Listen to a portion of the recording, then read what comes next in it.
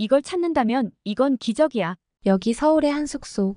미모의 일본인 여대생이 울고 있습니다. 어찌된 사연인지 찐감동TV 오늘의 사연 시작합니다. 안녕하세요. 일본에 사는 유카라고 합니다. 저에겐 어린 시절부터 단짝 친구인 히토미가 있었어요. 우리는 같은 동네에서 자라면서 학교도 같이 다니고 방과 후에는 서로의 집에서 시간을 보냈어요. 함께 놀이공원에 가거나 만화책을 읽거나 소꿉놀이를 하면서 많은 시간을 보냈죠. 우리 둘은 정말 친한 친구였어요. 히토미는 항상 저를 잘 이해해주는 친구였고 저도 히토미를 아끼고 좋아했어요. 하지만 우리는 한 가지 다른 점이 있었는데요. 저는 한국 문화에 깊은 관심이 있었지만 히토미는 그저 약간의 흥미 정도만 있었어요. 저는 한국 드라마를 보고 케이팝을 들으며 한국어를 배우기도 했어요. 한국 음식을 먹어보고 싶어서 부모님께 부탁해 김치와 불고기를 만들어 달라고 하기도 했죠. 반면 히토미는 저를 따라 한국 문화를 접하긴 했지만 그다지 큰 관심을 보이진 않았어요. 그래도 함께 있으면 즐거웠기 때문에 히토미는 제 한국 문화 사랑을 이해해주고 함께 즐겨주었어요. 우리가 고등학생 때 코로나 팬데믹이 시작된 어느 날 저는 히토미에게 도안 놀이를 제안했어요. 코로나 팬데믹이기도 했고 저희는 아직 고등학생 때라 한국 여행을 갈 수 없었기에 한국 문화를 즐길 방법을 찾고 싶었거든요. 도안 놀이는 숙소를 잡고 한국 편의점 음식을 먹으면서 드라마와 뮤직비디오를 보는 놀이였어요. 한국에 실제로 가는 건 아니었지만 최대한 한국 분위기를 느낄 수 있도록 했죠. 도안 놀이에 대해 설명해보자면 일본의 MZ세대들 사이에서 유행하는 놀이예요. 한국 느낌이 나는 호텔이나 숙소를 예약해서 김밥, 떡볶이, 불닭볶음면 등 한국 음식을 차려놓고 한국 드라마와 케이팝 영상을 보며 한국 여행의 기분을 내는 거예요. 일본 내에서 한국 분위기를 느낄 수 있는 다양한 숙소와 연출 서비스가 등장하면서 더 쉽게 즐길 수 있게 되었어요. 우리는 한동안 도안 놀이를 즐겼어요. 편의점에서 한국 라면과 김밥, 떡볶이를 사와서 먹고 최신 한국 드라마와 뮤직비디오를 보면서 시간을 보냈어요. 특히 BTS의 노래를 들으며 가사가 정말 좋다고 느꼈고 그 노래들이 우리에게 희망을 준다고 생각하며 서로 좋아했어요. BTS의 노래는 우리에게 큰 위로와 희망을 주었고 그들의 메시지가 우리의 마음을 따뜻하게 했어요. 그때 히토미가 저에게 고백했어요. 사실 히토미도 한국 문화를 좋아하는데 히토미의 아버지가 일본 우익 계열 언론사 편집부에서 일하고 계셔서 어려서부터 한국에 대한 혐오 표현을 자주 듣다 보니 영향을 받은 것 같다고 했어요. 하지만 저와 함께 한국 문화를 접하면서 점점 그 생각이 변하게 되었다고 했어요. 히토미의 얘기를 듣고 저는 놀랐고 일본에서 어른들이 혐한을 하는 게 부끄러웠어요. 시간이 흘러 우리는 대학생이 되었어요. 각자 대학에 입학하고 전공도 다르지만 우리는 여전히 가까운 친구로 지내고 있었어요. 저는 한국에 대한 열정을 놓지 않고 열심히 공부해서 한국에 갈 수 있는 교환학생으로 선발되었어요. 한국으로 떠나기 전 저는 히토미를 만나서 언젠가 한국에서 같이 만나서 놀자고 얘기했어요. 그리고 6개월 후 저는 히토미를 한국으로 초대했어요. 한국에서의 생활이 너무 즐거워서 히토미에게도 그 경험을 공유하고 싶었거든요. 히토미는 비용이 걱정된다고 했지만 특가 항공권을 찾으면 도쿄에서 오사카로 가는 신칸센 열차보다 저렴한 항공권이 있으니까 찾아보고 숙소는 에어비앤비로 해결하자고 설득했어요. 사실 저는 히토미가 한국에 와서 저와 함께 한국 문화를 직접 경험하는 것이 그녀에게 좋은 영향을 줄 것이라고 생각했어요. 저의 설득 끝에 결국 히토미는 용기 내어 한국에 오기로 했어요. 도쿄 하네다 공항에서 출발해 서울 김포공항으로 가는 항공권은 비싸서 히토미는 나리타 공항에서 출발해서 인천공항으로 오는 항공권을 구입하였어요. 저는 인천공항이 처음인 히토미를 위해 인천공항으로 마중 나가기로 했어요. 히토미는 교통비가 비쌀 텐데 오지 말라고 했지만 저는 꼭 가겠다고 했어요. 도쿄에서 하네다 공항까지 가는 교통표는 많이 비싼데 한국 공항철도는 훨씬 좋은데 저렴하거든요. 결국 우리는 인천공항에서 만나게 되었어요.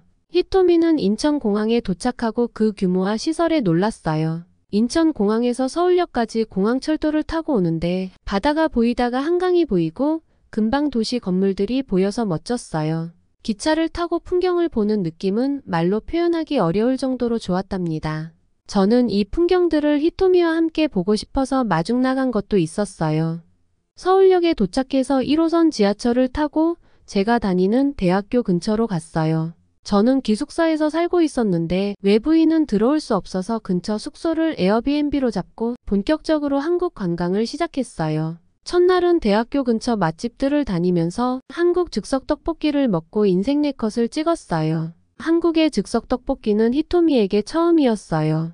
일본 편의점에서 사 먹은 것은 기본 흉내만 낸 것이었죠. 한국의 즉석 떡볶이 집에서는 다양한 토핑을 추가해서 맛있게 먹었어요. 인생 네컷은 즉석 사진을 찍는 무인 가게였는데 일본에도 비슷한 게 있지만 한국은 좀 더 다른 분위기였어요. 사진이 출력되고 QR코드로 온라인 파일도 주는 게 좋았어요. 대학교 캠퍼스 근처의 다양한 거리를 둘러보며 우리는 추억을 만들었어요. 다음 날 우리는 광화문에 갔어요. 광화문은 서울의 대표적인 역사적 명소로 많은 관광객들이 찾는 곳이에요. 우리는 한복을 입고 경복궁에 들어가 사진을 찍었어요. 경복궁은 한복을 입으면 입장료가 공짜였어요. 하지만 한복 대여점에서 한복을 빌리는데 입장료의 10배는 든 것 같아요. 그래도 한복을 빌려 입고 실컷 사진을 찍었어요. 경복궁의 아름다운 건축물과 정원을 배경으로 사진을 찍으니까 정말 멋졌어요. 히토미도 한복이 정말 예쁘다고 좋아했어요. 우리는 경복궁에서 다양한 포즈로 사진을 찍으면서 즐거운 시간을 보냈어요. 이후 광화문을 갔다가 인사동을 둘러보고 근처 삼겹살 집에 갔어요. 원래 술은 거의 안 마시지만 한국에 오니까 삼겹살에 소주를 꼭 경험해보고 싶었거든요. 삼겹살을 구워서 쌈에 싸먹고 소주를 한 잔 마시니 한국 드라마에서 보던 장면이 현실이 되었어요. 볶음밥까지 야무지게 먹고 식당을 나오니 취기가 올라왔어요. 그런데 그때 우리에게 큰 사건이 일어났어요. 식당을 나와 거리를 한참 걷다가 히토미가 지갑을 잃어버린 것을 알게 되었어요. 그 순간 화려한 밤거리의 조명과 골목의 수많은 사람들이 무섭게 여겨졌어요. 고깃집에도 다시 가봤지만 지갑은 없었고 길거리에서 흘린 것 같았어요. 저는 고민하다가 기숙사 룸메이트 현정이에게 도움을 청하기로 했어요. 지갑을 분실했고 어떻게 하면 좋을지 카톡을 보냈는데 현정이는 진심으로 자신의 일처럼 걱정해주면서 한국말이 서툰 우리를 대신해서 경찰에 신고를 해줬어요. 이걸 찾는다면 이건 기적이야. 라고 말하며 히토미는 울면서 잠이 들었고 저도 마음이 좋지 않았어요. 그래도 한국은 남의 물건에 손대지 않는 문화가 있으니까 꼭 찾을 수 있을 거라고 얘기해줬어요. 사실 저도 처음 겪는 일이니까 찾을 수 있을지 확신은 없었죠. 다음날 아침 일찍 우리는 아직 숙소 침대에서 잠이 덜 깨어 있었는데 현정이에게 전화가 왔어요. 일본인 것으로 추정되는 지갑을 찾았다는 거예요. 종로지구대에 분실물 신고가 들어왔고 다행히 지갑 안에 히토미의 일본 대학교 학생증이 들어있어서 알았다고 해요. 전날 현정이가 신고를 해줬기 때문에 바로 연락이 온 거예요. 기숙사 룸메이트 현정이가 없었다면 지갑을 절대 찾지 못했을 거예요. 신고할 생각도 못했고 신고했어도 연락을 받아서 찾는 과정이 저희에게는 버거운 일이었으니까요. 아침 일찍 한국의 경찰서로 갔는데 히토미는 들어가기 무섭다고 했어요. 하지만 들어가 보니 경찰관님들이 정말 친절하게 안내해 주셔서 감동받았어요. 확인해 보니 히토미의 지갑이 맞았어요. 히토미는 어제 언제 울었냐는 듯 기뻐했어요. 찾아주신 분께 감사하다고 사례하고 싶다고 했지만 신고 접수만 하시고 한국 여행 잘 하시라고 연락은 절대 주지 말라고 부탁하며 떠나셨다고 해요. 이름 모를 서울 시민분께 정말 감사했어요. 그리고 지갑을 잃어버린 지 24시간도 안 되어 다시 찾게 된 것에 우린 정말 깜짝 놀랐습니다. 정말 기적이 일어났네요. 현정이의 도움도 가장 컸고요. 우리는 고마운 마음을 담아 현정이를 만나러 갔어요. 카페에서 현정이와 만났을 때 히토미와 현정이는 처음 본 사이인데도 편하게 오랫동안 많은 이야기를 나눴어요. 그러다가 히토미는 우익혐 아닌 자신의 아버지 이야기도 했어요. 하지만 한국 여행을 통해 만나본 한국 사람들은